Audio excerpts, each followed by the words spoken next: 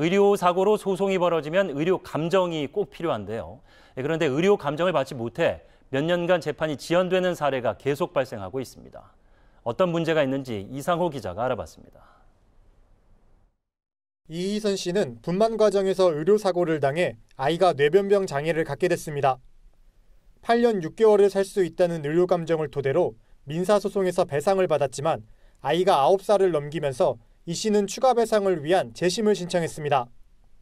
그런데 2020년에 시작한 재심은 의료 감정이 16번이나 거부되면서 아직 결론이 나지 않고 있습니다.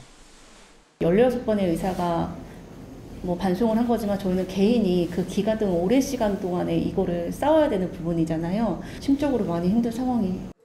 의료 감정은 의료사고에서 발생한 법적 문제를 평가하는 것으로 공정성을 위해 법원이 지정된 병원에 감정을 의뢰합니다. 문제는 이 씨처럼 감정이 거부되거나 지연돼 재판이 장기화되는 경우가 적지 않다는 것입니다. 2022년에 선고된 의료 감정이 포함된 민사소송을 살펴봐도 3년 전에 시작된 사건이 188건에 달하고 심지어 2015년, 2016년 사건도 있습니다. 신체 감정이나 진료기록 감정이 의료소송 판단에 있어서는 거의 절대적이라고 할 정도로 중요합니다.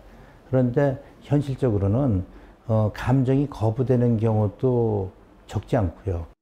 한 감정인은 어려운 사건은 기피하는 경향도 있다며 감정료가 40에서 60만 원으로 수익성이 낮아 적극성을 기대하기 어렵다고 말했습니다.